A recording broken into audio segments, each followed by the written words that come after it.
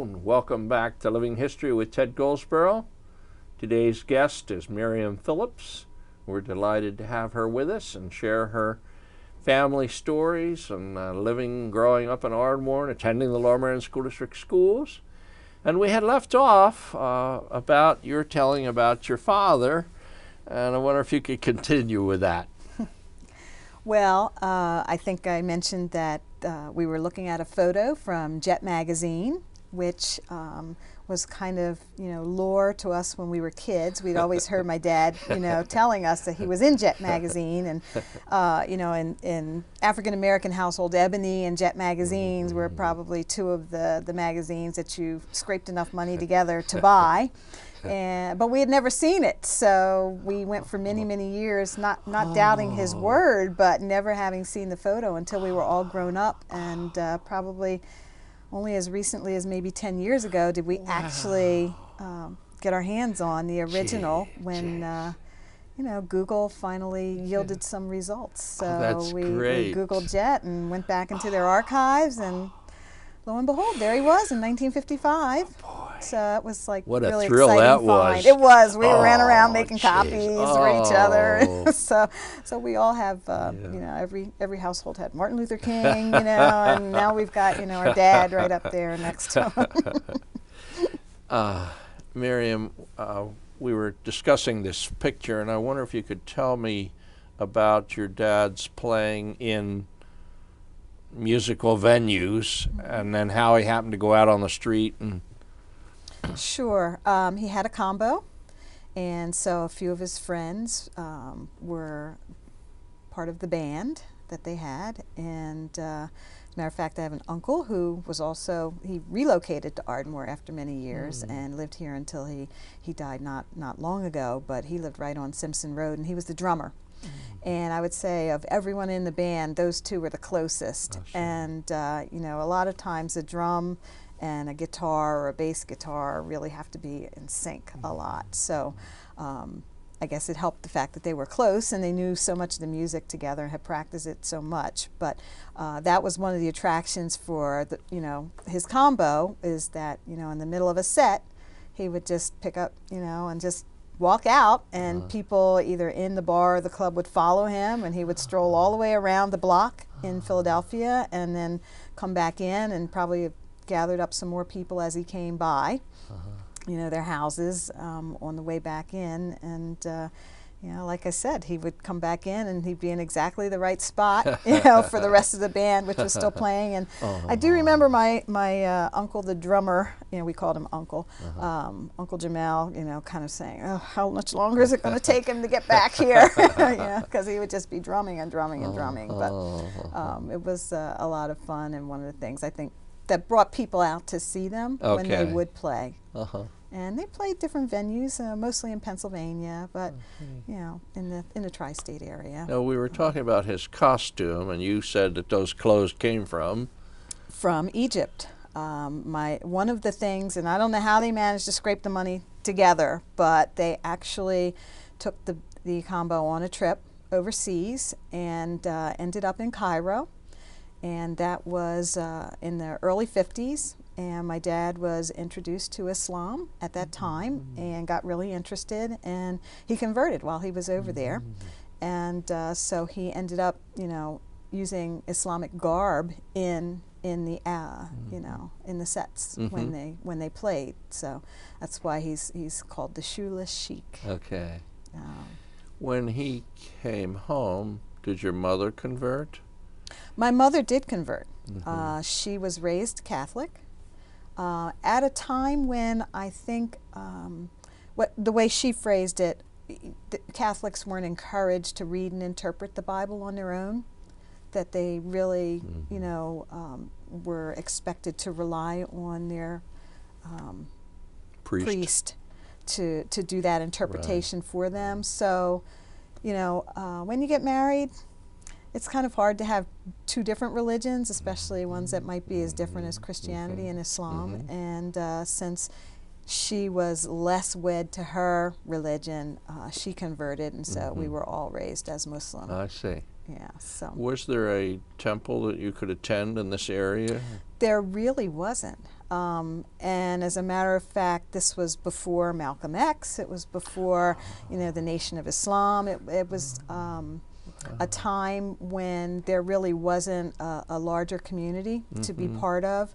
And so my dad would just give us our own lessons. We would have prayer at home, and prayer was, you know, prayer is anywhere you can make prayer. So whether it's in the desert or in your home, that's where you make salat. So we were all raised, you know, with Islam, and that's how we all ended up with Muslim names. I see. We have a picture of a house. And, that's the house at the 300 block of West Spring where we moved. Honestly, I don't know how we ever would have made it in the house across the street, because it was just, it was much smaller. So this house gave us, you know, like 5 bedrooms to spread out into, and it actually was a twin that both my parents bought both halves, and then kind of converted into a single family home. So when we lived in it, it was all one family unit, and that's the way it still is today. I don't think you could probably even do that today. It was before all of the zoning. And if you asked permission today, you wouldn't probably even be allowed to split it back up. But it was a house filled with lots of music and baked goods, because everybody knew my mom was a great baker. We have a nice picture of your family. Well, we have 2. We have a then and a now. Right. Not quite now, but not quite, but closer to now. So cute to see the family. Yeah, I think you can really tell in the earlier one that we really were a year apart. You know, just, there's still people in Ardmore that call us the ducklings, because they would remember my dad walking around and 6 little ones right behind him. I see. And getting over to schooling, although you lived in Ardmore, you went to Bryn Mawr Elementary. Bryn Mawr Elementary. Yes. And Maryam and I were talking that there had been an elementary school in Ardmore, but that closed. We won't go into why, but it closed in 1963. And when would you have started, say, in kindergarten or first grade? About what year? Yeah, I started when I was 4 years old. So that's why I say I believe I hit the first class that might have gone to Ardmore Avenue School, but did not. So I was 4 when I went to. Wow, so that was everybody else pretty can young, do the math. wasn't it? Yeah, it was young at the time. You know, I don't think it's encouraged for kids to be that young to go anymore, but when we were young, yeah, we all started when we were about 4 years old in kindergarten. So that probably helped. It probably helped. It's like, I forget what the program is, the federal program where children got nursery school instruction kind of early on. It was a federal program. Yes, it was Head Start. Head Start. So it was like that in a way. Almost, yeah. Okay. Yes, indeed. Now, what is the Bryn Mawr School today? Oh my! Well, it's a place where I go to get some medical work from time to time. Part of Bryn Mawr Hospital. Right. Okay. Yes. For a while, part of it was the Founders Bank.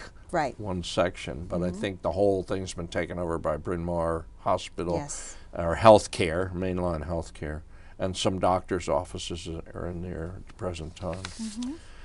And then from Bryn Mawr, instead of going to Ardmore Junior High School, which closed in 1978, you went to Welsh Valley Junior High. Valley. Yeah.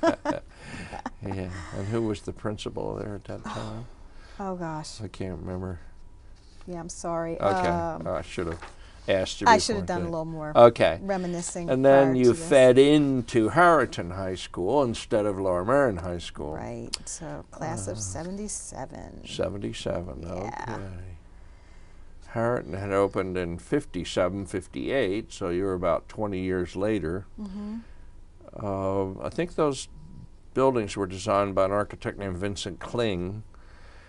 And at that time, Welch Valley was the same architecture. Campus kind of. Campus, instead of a single with building. Several different buildings and ramps or walkways, covered walkways in between. But some people said that this is the Florida, California style of architecture, and it wasn't too good for northern Pennsylvania not northern Pennsylvania, but up north in Pennsylvania, because with our snow and ice and sleet and rain, it might have been a pain to pass classes.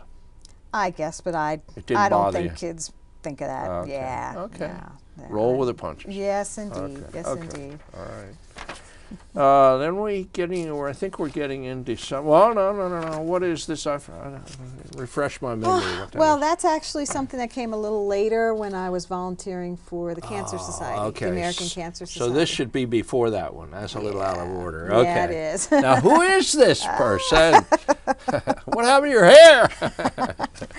You know, it's hey, it's the 70s, right? Yeah, Everybody right. had a fro, including me. And yeah, I remember to this day my grandmother crying when all the girls cut their hair off, except for Manira. She never had hair that could do that, but the rest of us all went through that. And Did you have to go to a beauty parlor to have this done? Or? oh, we were very self-contained. We called our aunt over, and she cut all our hair for us and shaped it for us. Wow. And yeah, so she would take care of it. Gee and, whiz, kids.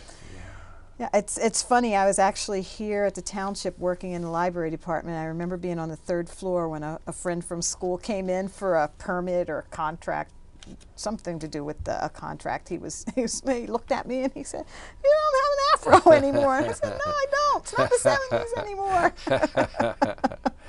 Yeah. But we were all very proud of our our hair then. So. We have 2 or 3 of those pictures of you. Yeah, just reading. I mean, by that time I was working, so I know for we're the gonna library talk about, system. Yeah. As a From the time I was page or- 14. Yeah. Oh, okay. So by junior high, the end of junior high, I was already working Okay. after school. Was that Ardmore Library? Yes. Okay. Yep. That was pretty handy. Yes, it was. Yeah. And speaking of the Ardmore One Library, of my favorite places in Okay. the world. Yep. It's it's a responsible nice-looking for building. It's everything had I've done some since. renovations. I guess And going to it's have a not- bit more. Okay, a bit Going to more. add an And elevator. there's like a memorial fountain down here. or Yes, the something? Clevenger Okay. Memorial Fountain, and Now, it's Maryam, working. we've finished our first segment, so it's time for us to move on. And this is Ted Goldsboro with Living History, and we've been talking to Maryam Phillips. And I hope that she'll come back for another show, and we can continue. Signing off.